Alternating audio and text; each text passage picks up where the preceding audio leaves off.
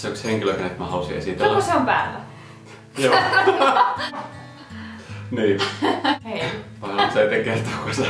En kerro sitä. No niin, no minä ensin kerron. Ei. Mä oon Sinnu. Mä opiskelen psykologiaa. Ja mä oon Sebastian ja opiskelen kasvatustieteitä.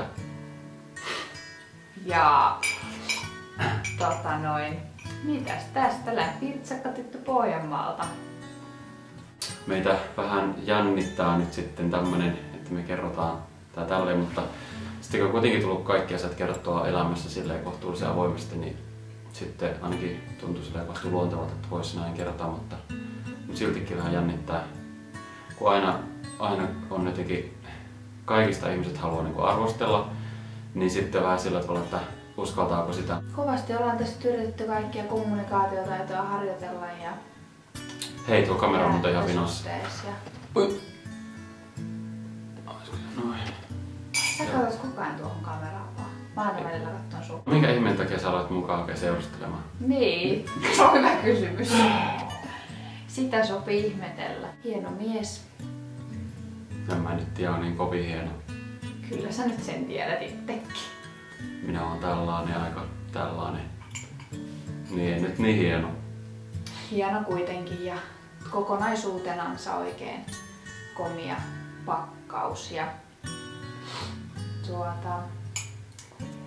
niin, siinä oli niin monta sellaista pienempää ja isompaa syytä, että Tynkkysen mä halusin ja ketään muuta. Kukaan muu ei kelpaa. No tuo nainen taas vallotti ihan kokonaan mun sydämen. Olen mä sitten siikaillut jo jonkun aikaa itse asiassa. Niin, on jo pidemmän aikaa ollut kyllä sun ihastunut. Sen on kohillaan. Tarvii kyllä semmosen naisen, joka pysyy perässä. Ja sitten Sinnu on kyllä semmonen nainen, joka pysyy hyvin perässä. Meillä on oikein joku tämän verran pituusero. Aivan hyvin on pituusero. On se jo enemmän. Okei. Okay. Tämän verran nyt lasketaan. Noniin, alas. Tuon verran. Tämän verran on pituusero. Justiin pääsee korvaan kuiskaamaan. Mitä tähän pitäisi sanoa? Me ollaan nyt vähän tällaisia kokemattomia monessakin suhteessa, mutta varsinkin tässä suhteessa ja sitten tässä kuvaussuhteessa ja näin. Mutta oot kyllä ihan tyttöjä. Sinusta mä tykkään.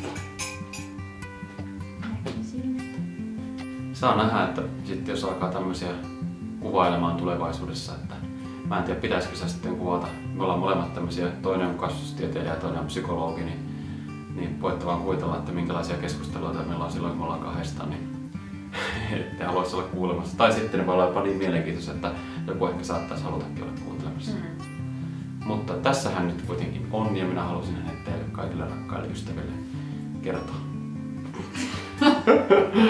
Joo, että näin se elämä nyt menee eteenpäin ja vihdoin on Tyne löytänyt itselleen sellaisen ihanan naisen. Muheri. Joo. Heippa. Hei nyt.